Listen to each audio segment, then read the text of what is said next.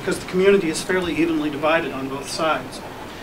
But what was disappointing is the depth and breadth of the divide and the amount of hurt feelings and distrust on both sides. The second refrain, coming from self-identified voters from both sides, was that the issue and the vote last week were less about a tax increase and more about a vote of confidence in the Board of Education.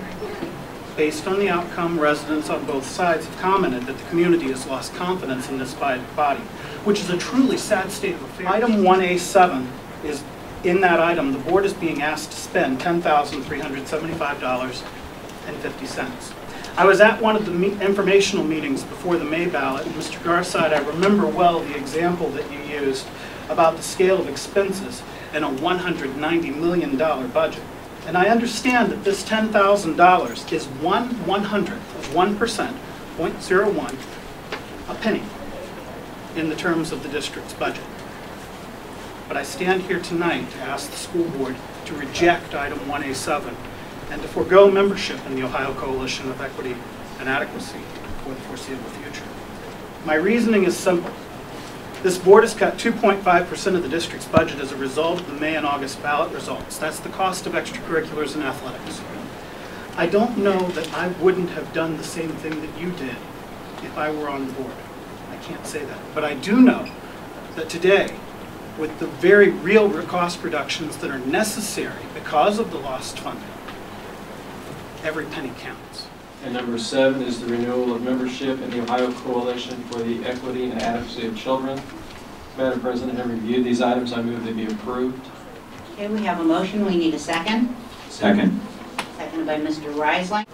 Because Mr. Mitchell spoke about the E&A Coalition, I don't agree with it. It's probably done and continues to do more to solve the school funding crisis in this state than any other person. So I listen to you. I have great respect for you, Larry. I simply don't agree on that issue. Any other comments? Seeing none, roll call. Mr. McCarty? Yes. Mr. Reisling? Yes. Ms. Baker? Yes. Ms. Garber? Yes. Ms. Johnson?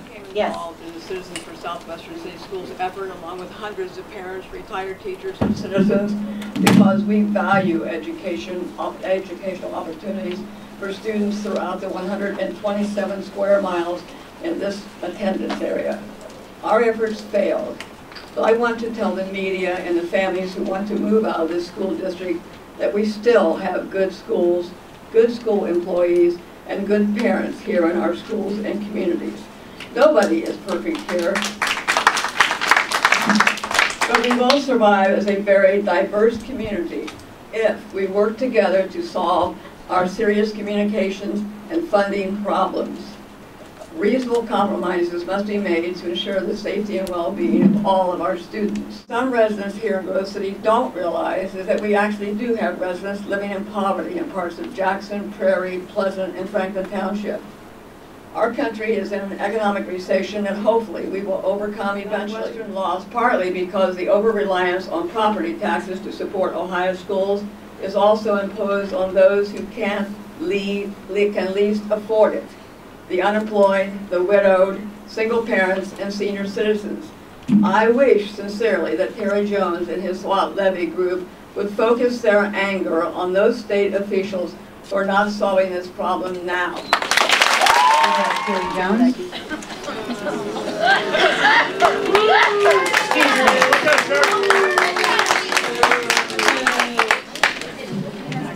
You want to go back and you want to go up and fight with the state. You've done that for the last 20 years. What have you accomplished? Not one thing. The thing that the Supreme Court failed to do when they said that property taxes were illegal to fund schools with was to give the legislator a time limit on which to get it fixed.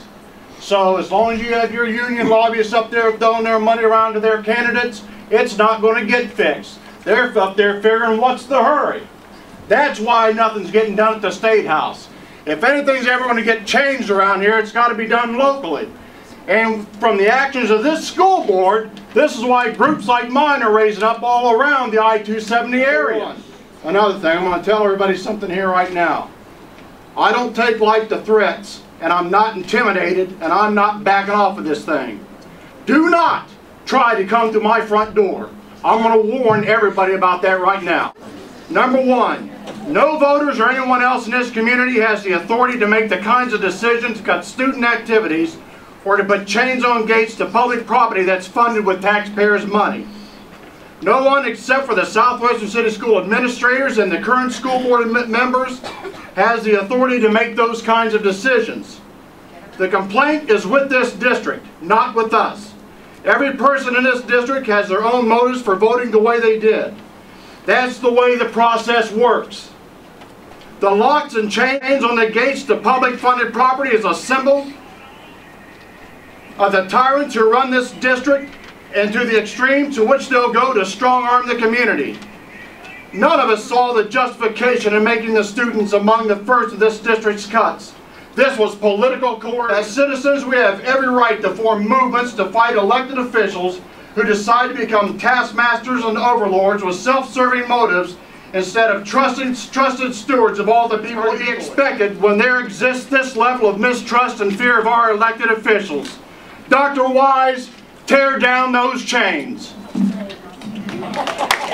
Coming out and attending this event, as you can see, this is very, very important, and this is what America is all about. What we've all seen here in the Southwest City Schools, I think we all would agree, is tyranny. I have never seen a more outrageous abuse of government power than using our children to divide our families. I mean, I don't know who these people think they are, but I know one thing. We have no one to blame but ourselves, because you want to know why these people are sitting up here?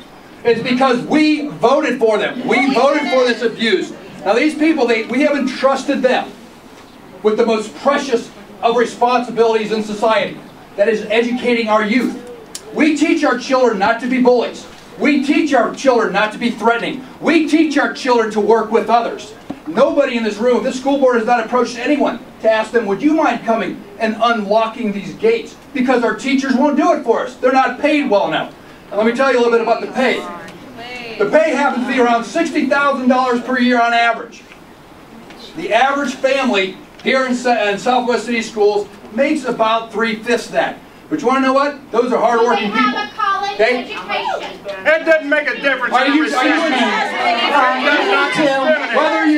you have a college education or not, you are a citizen in this district. I was the one who was addressed and attacked first. I asked you a question. I don't think this was an awesome responsibility. Our children. Okay? Your focus should not be on protecting the unions, protecting the teachers. It should be a child-centric focus. Okay, we'll hear a lot about the cost involved. If you take a look at the best private school in Central Ohio, Watterson, it's going to cost you a whopping $6,000 to go to. They're getting about twice that, and yet they can't get the job done right. In a private school, use the extortion tactics that you have. How can you justify to this audience that they're using their children against them, taking away their most cherished parts of the school system? Why should they continue to back on us time after time after time? And you know, as a local elected official, it gets a little tough to keep your shoulders up and go to the store and have to defend some of these things. But I can assure you that we will try to make the best decisions we can, and if that means putting the issue back on the ballot in November and working as hard as we can to do it, we will do that. But don't believe the rhetoric when they say they don't care about your kids. Political rhetoric doesn't mean anything to me. What means something is the folks that I've worked with in 31 years that I know are sincere about kids and work hard every day for kids. And the staff in this district does. And that gets a little old too when they say, well, you spend 85% of your budget on salaries. Well, what should we spend it on? You know, palaces and facilities and things that we don't need. We have built very economical buildings. We try to do the best we can with our money, but there's nothing more important in this district than the folks that have our kids in their classes and on their buses every day. So there will be no further action taken by this board this evening. Thank you for coming, and we will be around for a little while to answer questions before going into executive session.